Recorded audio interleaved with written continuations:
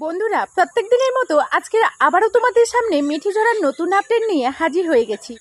আজকের মিঠিঝরা ধারাবাহিকের নতুন আপডেটে দেখা যাচ্ছে যে কড়া পাহারা থাকা সত্ত্বেও অনির্বাণের অনুপস্থিতিতে রায়কে মেরে ফেলার চেষ্টা করলো অনির্বাণের মা। অনির্বাণ রায়ের জন্য 24 ঘন্টা দেখাশোনার জন্য একটা নার্স রেখেছে, আর সেই নার্সের হাতে রায়ের সকল দায়িত্ব তুলে দিয়েছে এবং নার্সকে বলে রেখেছে যে নার্স, আপনার যদি মনে হয় কোনো এক সময় রায় কোনোভাবে রেসপন্স করছে তাহলে কিন্তু এক মুহূর্তও দেরি না করে আমাদেরকে খুব তাড়াতাড়ি জানাবেন। রাতের বেলা আমি সামলে নেব, কিন্তু দিনের বেলা আপনি কিন্তু পুরোটাই রায়কে দেখবেন। একবারের জন্য ঘুমোবেন না, ওকে ভীষণভাবে দেখাশোনা করবেন।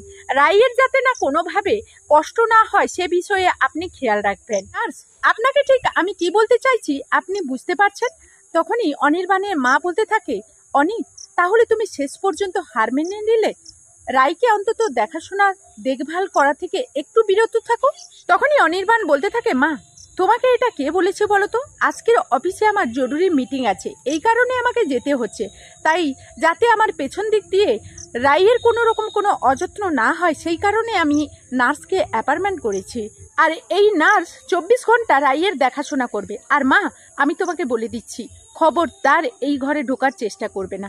তখনই অনির্বাণের মা বলতে থাকে, একবার যাও না, তারপর দেখো তোমার রায়ের কি করি। দেখো তোমার স্ত্রীকে আজকে জীবিত অবস্থায় দেখতে পাও কিনা।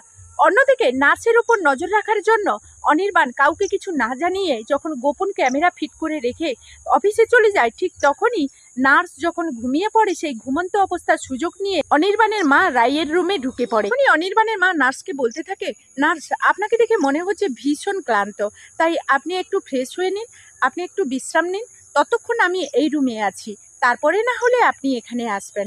তখনই অনির্বাণ তার অফিস থেকে এই দৃশ্যটা দেখতে পায়, আর তখনই বলতে থাকে, মায়ের মতিগতি তো খুব একটা ভালো দেখাচ্ছে না। মা তো রায়ের উপরে এতটা কেয়ারফুল কখনোই ছিল না, হঠাৎ করে কবে থেকে এমন হলো? মা নিশ্চয়ই রায়ের কোনো কিছু ক্ষতি করে দেওয়ার জন্য রায়ের রুমে এসেছে। নার্স বলতে থাকে, না না ম্যাডাম, আমাকে স্যার বলে গেছে যাতে আমি এখানে 24 ঘন্টা থাকি, আমি কোনোভাবে যেন না এই ম্যাডামের কাছ থেকে সরে যাই।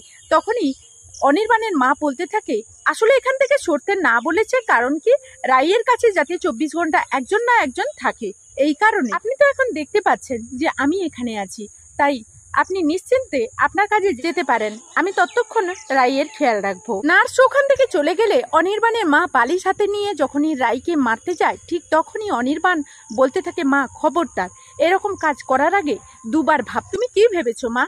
যাতে রায়ের কোনো অযত্ন না হয়, আমি যাতে 24 ঘন্টা রায়ের উপরে এবং নার্সের উপরে নজর রাখতে পারি, সেই কারণে আমি ওখানে সবার অজান্তে ক্যামেরা ফিট করে রেখে এসেছি। আর এই আওয়াজটা আমারই। আর তুমি যে নিজ হাতে আমার স্ত্রীকে মেরে ফেলার চেষ্টা করছো সেটা আমি হাতে নাতে ধরে ফেলেছি, আর এটা প্রমাণস্বরূপ আমি আমার মোবাইলে সেভ করে রাখলাম।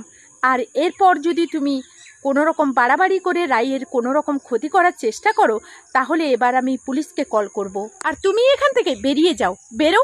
তখনই অনির্বাণের মা বলতে থাকে, সর্বনাশ করেছে, অনি এখানে ক্যামেরা লাগিয়ে রেখেছে, আর আমি এতটাই বোকা, না জেনে নার্সকে এখান থেকে বের করে দিয়ে আমি ভেবেছিলাম যে রাই আমার কন্ট্রোলে সম্পূর্ণ চলে আসবে, আর তখনই রাইকে আমি মেরে এখান থেকে বেরিয়ে যাব, সেটা আর হলো না। তো বন্ধুরা, এই ছিল মিঠিঝরা ধারাবাহিকের নতুন আপডেট। আবারও নতুন আপডেট নিয়ে খুব তাড়াতাড়ি তোমাদের সামনে হাজির হয়ে যাব। ততক্ষণ সবাই সবার পরিবারকে নিয়ে ভালো থাকো, সুস্থ থাকো।